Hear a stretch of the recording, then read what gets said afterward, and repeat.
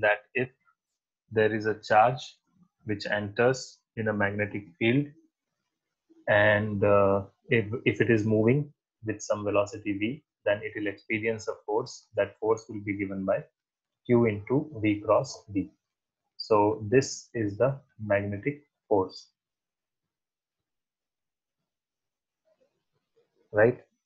Now that is the magnetic force, and obviously if there is an electric field, it will also experience a force due to electric field. So that is that will be QE.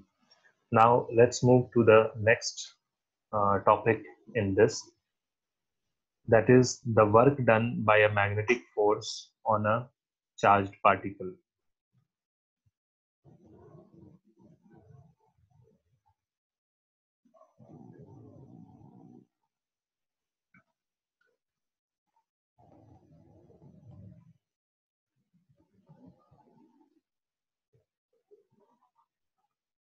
Work done by magnetic force. I'll represent magnetic force as FB. B for magnetic or magnetism or magnetic field. So that is the force due to magnetic field or magnetic force on a charged particle.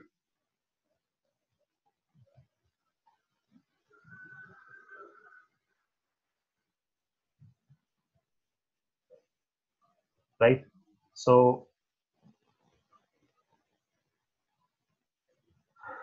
we already know that magnetic force is what we have already derived it yesterday. This force is equals to Q into V cross B. So it is perpendicular to both V and B, and it always acts perpendicular to V or the direction of the motion of the charge.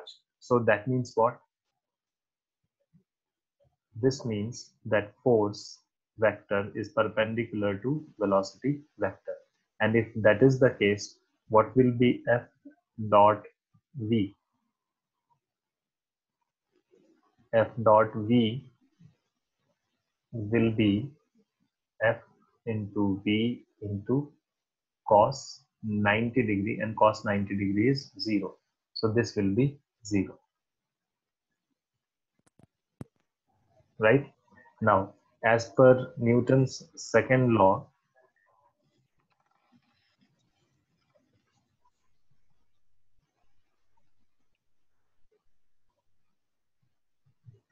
this force is actually given by mass into acceleration, and this acceleration is nothing but dv by dt, right?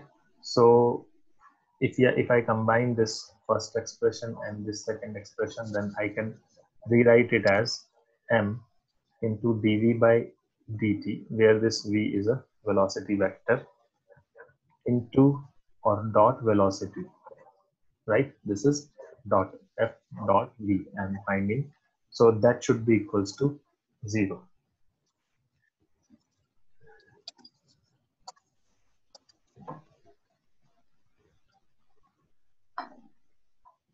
Right? So m dv by dt into v, I mean dot v, is equals to 0. Now this can be written as m by 2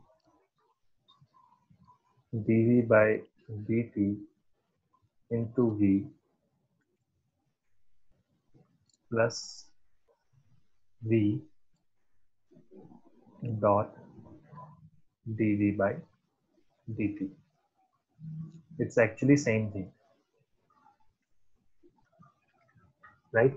Only thing is, here you can see that the first one is written in UV form and second is in VU form. So this I have tried to write it in this form, U dash V plus UV dash. If you remember, that is the product form. UV dash is equals to U dash V plus UV dash. So now this thing can be written as m by 2 into differentiation of v dot v, right? And this is equals to 0. So that means I can say that So how do you get m by 2 there? because these two are same, right? These two, dv by dt into v and v into dv by dt, these two are exactly same, right? So this can be written as 2 into v into dv by dt. Yeah. So that's why that 2 and this m by 2, this 2, they'll cancel each other.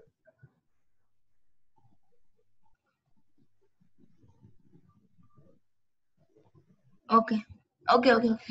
You can write it as 2 into dv by Oh. dt into v, but that won't give me anything, right? Yeah. I want to apply this form. So that's why I have written this 2 into this as this plus this. So it's like writing 2x is equals to x plus x, right? So now this can be written as d by dt of, that is differentiation with respect to time of half mv square, and that is equals to 0. So half mv square is nothing but kinetic energy. This half mv square is kinetic energy. And from here, if its differentiation is 0, that means what? That this half mv square is equals to constant. That means energy is not changing, right? So this means the kinetic energy is equals to constant.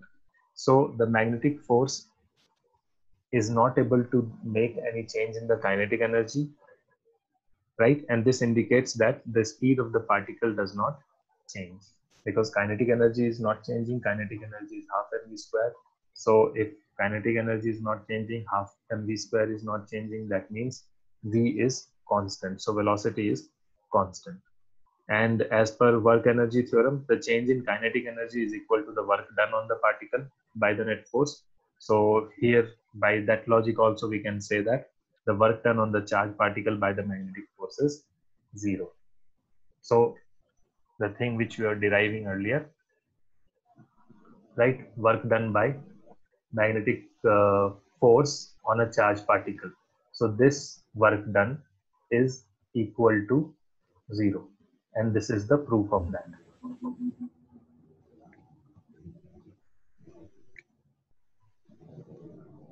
So I have a doubt. Yes. So you in the third step, as you can see, we have to find the dot product of dv dt into v, right? Yes. Now we know that dv by dt is equal to. I mean, if you're finding dv by dt of dv by dt, then does it become 1?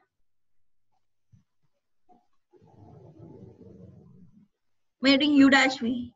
With your doubt, this one, this The part, uv rule. Yeah, the uv rule when you did dv by dt of dv by dt.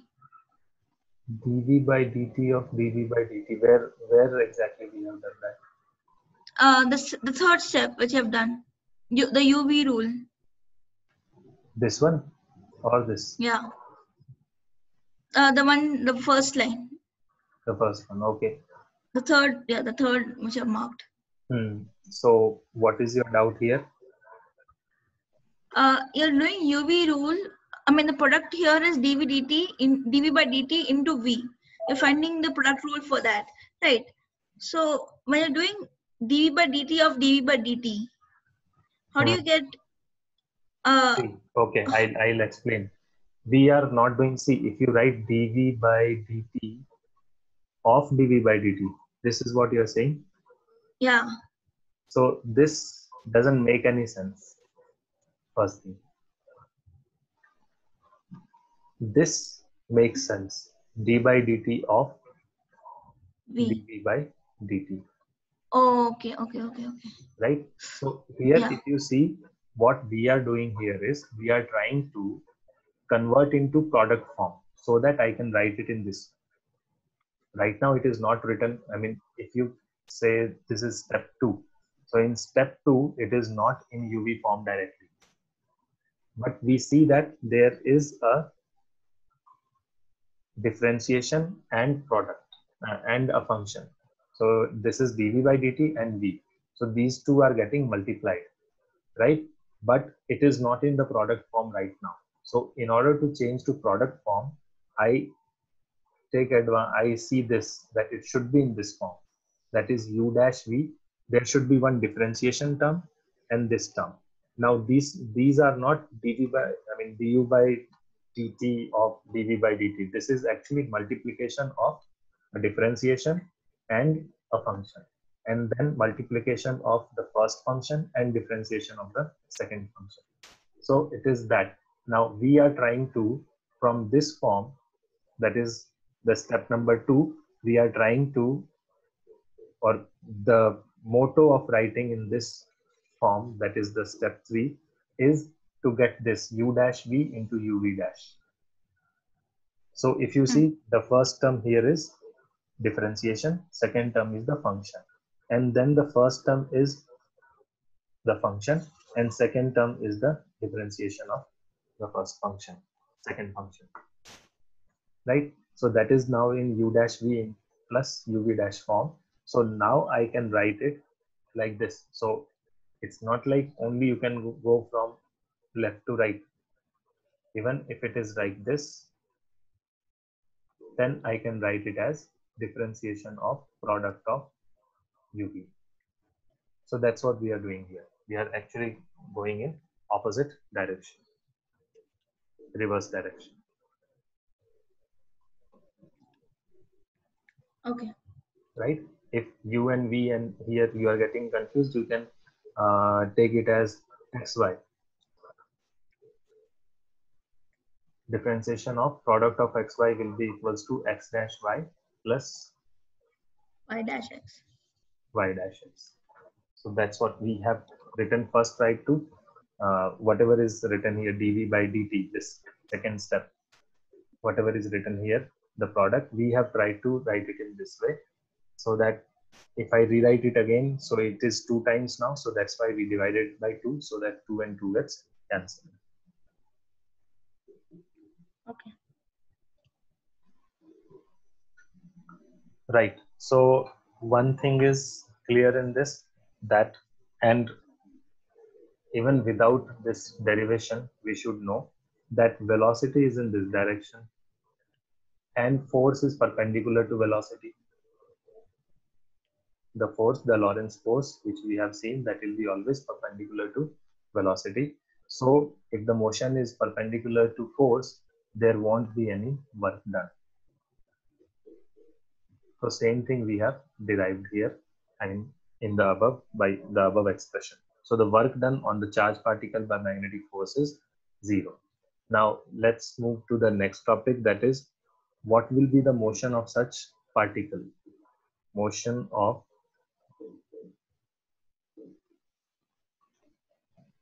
a charged particle in a uniform magnetic field. Uniform magnetic field is important because that means that the magnitude of magnetic field is constant. It is not changing. So the magnitude is constant and even the direction is constant. Now we know that there is a force acting on the charge when the charge enters a magnetic field, and that force again is the same thing, that is Q into V cross B. So the force is always perpendicular to velocity, right? And this magnitude can be given as QVB into sine theta, because that is the vector product. So the direction of force perpendicular to both V and B, and this is the magnitude. And now there are three different cases possible.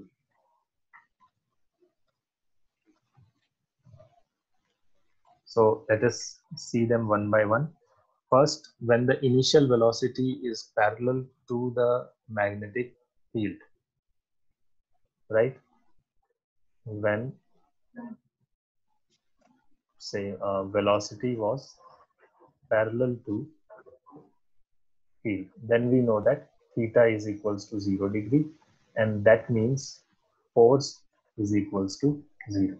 So there is no force on that. So when there is no force, that means there won't be any acceleration. So that means it will continue to move along the line of force, right? So it will be a unique, yes, the force will be 0. So it will continue to move along the line of the force.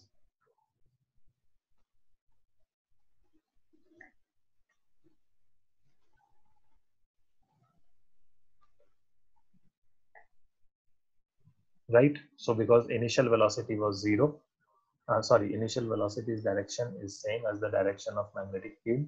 So theta is 0. That means force is 0. That means acceleration is 0. So that means it is a uniform motion where velocity does not change, right? And when initial velocity is perpendicular to the magnetic field, so when this velocity is perpendicular to the magnetic field, in that case, what will happen? Theta is equals to 90 degree, and in that case, this force magnitude will be equals to QVB, because sine theta will be 1. Now, as the magnetic force acts on particle perpendicular, so we see that force is perpendicular to velocity, so there won't be any work done. So no work done on the particle. It does not change the kinetic energy or the speed of the particle.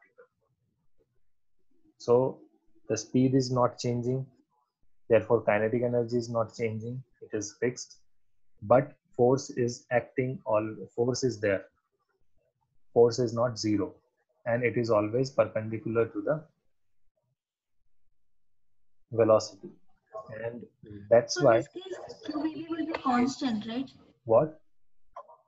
In this case, QVB will be constant, right?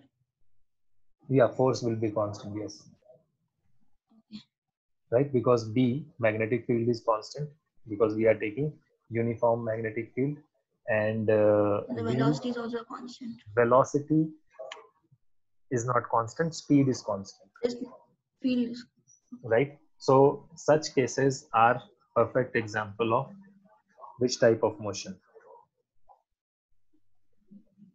rotation, Circular motion. circular. Yeah.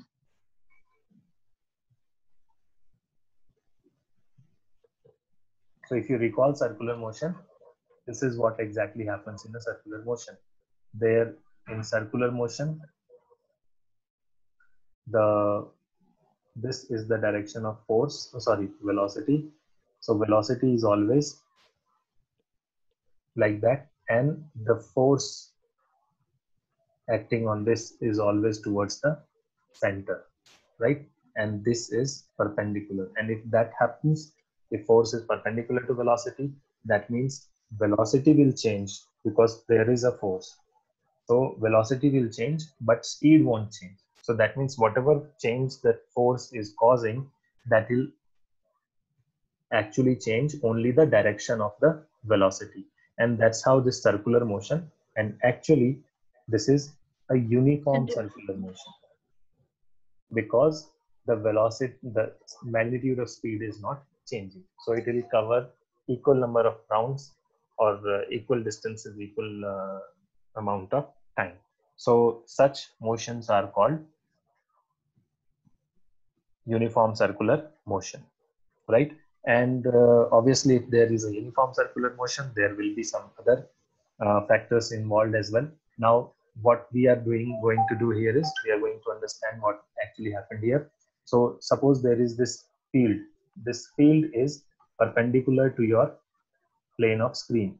And as you can see, this is actually going away from your screen. So the field direction is from you towards the screen, right? And this we are showing a uniform magnetic field. Now apply the left hand rule. So if you apply the left hand rule, velocity, you can see it's already there in that direction. You bring your left hand near your screen. Your first finger or forefinger should actually point towards your screen, and your second finger should be in the direction of velocity. Then you will see that your thumb is towards the center, that is towards the left. And suppose we have here, suppose now the charge is here. Now you use the same hand. Now what will happen? Your forefinger or the first finger is already pointing towards the screen, and your second finger will now point downward, and now you will see that your thumb is now pointing towards the left, that is again towards the center. So this is how this uniform circular motion is established. And now we have to find the centripetal force. We already know that if there is a circular motion, there has to be a centripetal force. The source of that centripetal force can be anything. For example, if there is a circular motion in, say, planetary motion is a circular motion. So in that, the centripetal force is provided by the gravitational force between the two planets, or the planet and the satellite, or the planet and the sun. Same way, if someone, if you have tied a rope if you have tied a rope to a stone and you are rotating it in a circle, then the tension in the string or the rope is the source of centripetal force. So the centripetal force is a must for any circular motion, right? And if it is a uniform circular motion, in that uniform circular motion, the centripetal force is always constant, and the centripetal force, that is Fc, if I can represent it as Fc, this magnitude will be always equal to mv square by r. So source can be anything, but the value of the force should be equals to this if you want to rotate in a circle of radius. If you want that motion to be in circle of radius r with velocity v, then centripetal force magnitude has to be equal to this. Source can be anything. Now here in our case, the source is magnetic force, right? And the magnetic force is so it needs a centripetal force. Who is providing the centripetal force? It is the magnetic force which is providing the centripetal force. And what is the magnetic force? Magnetic force is equals to QVB, right? It is perpendicular, so we have to write it like this. Sine theta is 1. That means this mv square by r is equals to QVB. So from this, now we can find out the radius of the given circular motion, or the path in which the charge will now move, right? So that if we want to find r, that r will be given as, what will be the value of r? It will be equals to mv divided by qb. So this is again very important. This is actually very important because you will be, your entire atomic structure chapter is actually based on this. Most of the derivations in that class is actually based on this.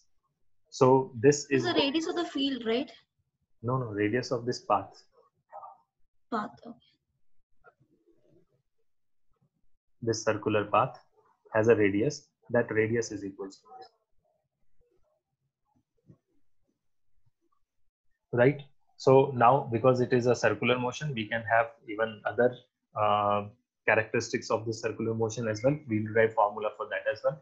So this is the radius formula. So if you may get questions in which you have to find that a charge enters into a magnetic field, and then it is perpendicular to the magnetic field, and then what will be the radius in which it will rotate? What will be the radius of the circle in which it start circular motion? Right? There can be other things as well, because it is rotating in a circular motion. Circular motion is a periodic motion. So periodic motion is the motion which keeps on repeating itself. So thus the radius of the circular orbit we have already got, and this is inversely proportional to the charge.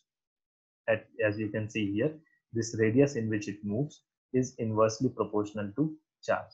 That means if charge is more, the radius will be smaller. Right? And it is actually inversely proportional to the charge to mass ratio.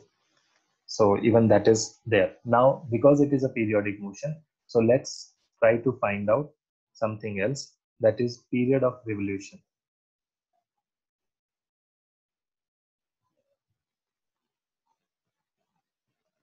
So it is revolving, then period of revolution means how much time it will take to complete the one revolution. So one revolution is actually 2 pi r. So you have this 2 pi r to divide it by velocity, and you will get the time period of the revolution. That is always circumference by the speed. So that is 2 pi divided by 2 pi r divided by v. Just now we have found what is r. So let's substitute the value of r then. R will be equals to mv divided by qb. So what do we get now? This v and v gets cancelled, and our final result has only 2 pi m divided by qb. So that is the time period of the revolution, because it is a circular motion, periodic motion, so that is the time period. Next, we may have to find the frequency. So frequency is 1 by time period. Yes. So frequency is 1 by t. So this means the frequency will be equals to qb divided by 2 pi. So again, these are very small derivations. I don't recommend to by heart these results. The only thing is you should know the first thing. I think only this much. You should be knowing only this much, and this is sufficient to derive all others in just 1 minute.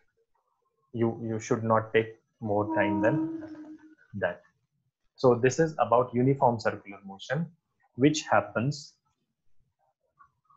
when the force is, or when the velocity is perpendicular to the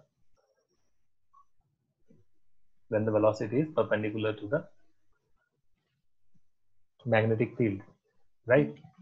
Or the force will be always perpendicular to velocity. It is, in this case, velocity is also perpendicular to the magnetic field. So that's why the force is equals to qb. I have a doubt. Yes. Yes, go ahead.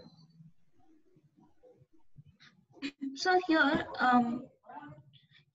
yeah. So here, when you're doing r is equal to mv by qb, can you hear me? My internet is unstable. Yes. Yeah, I'm able to hear you. Go ahead. Yeah. So here, when you're saying that this formula, aren't we considering the charge to be constant? Yes. For one charge, one particle at one instant, charge will be constant. But what we see here is it depends on charge. If charge changes, radius will also change. Okay. Right. So you can add more charge to a particle, and if that happens, the radius will also change. You increase the charge, the radius will decrease. Okay. Right. Okay, now the next part of this, we have seen three cases, right? Two cases. And I said that there will be three cases.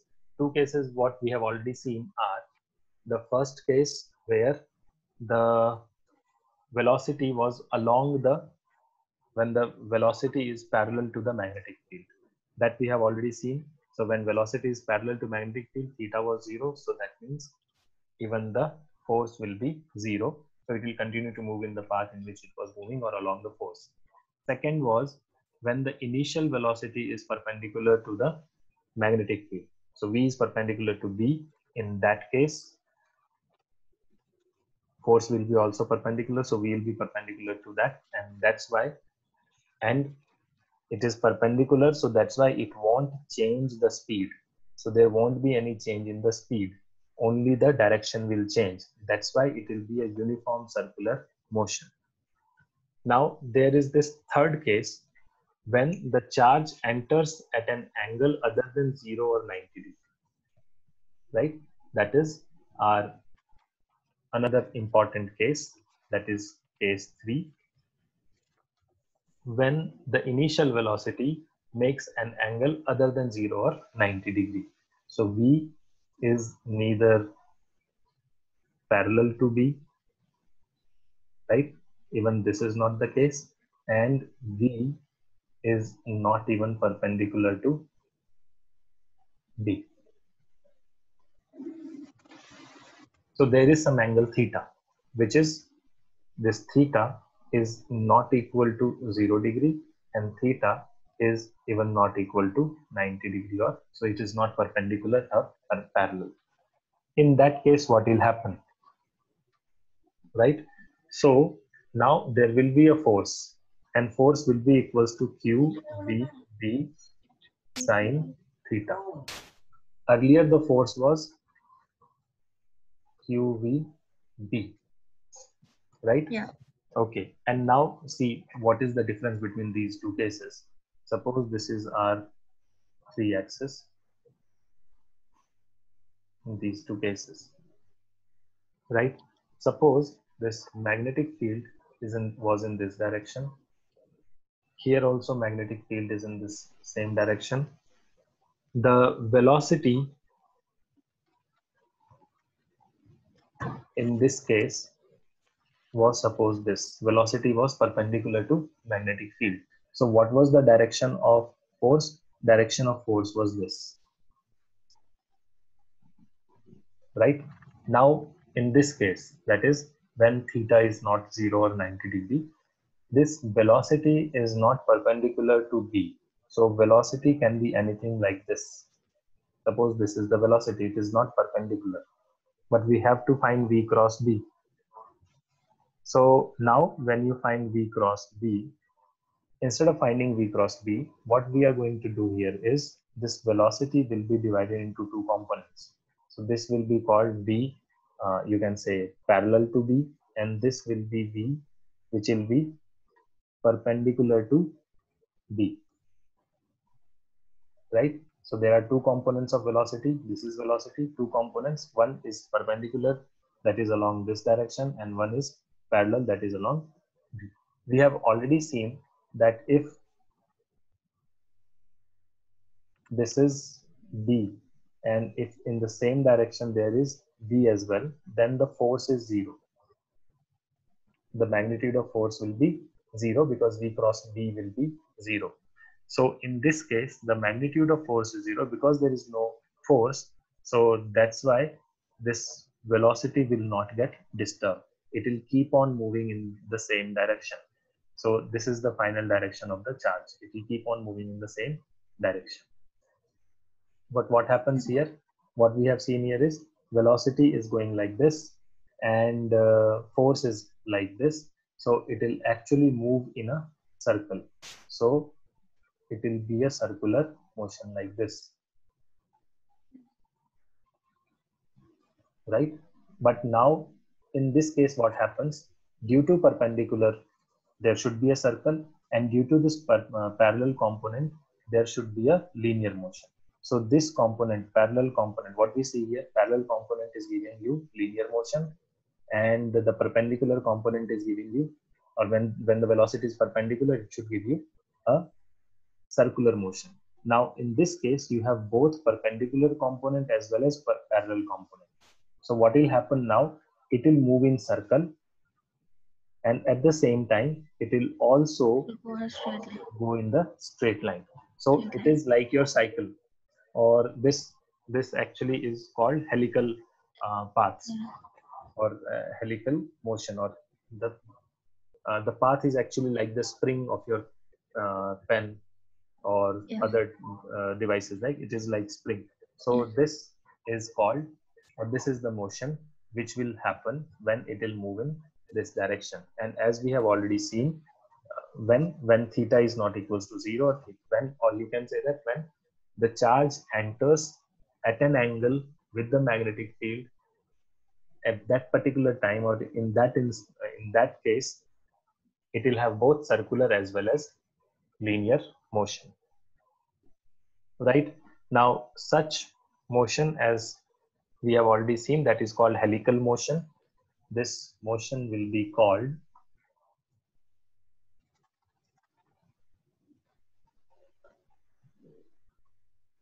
helical motion.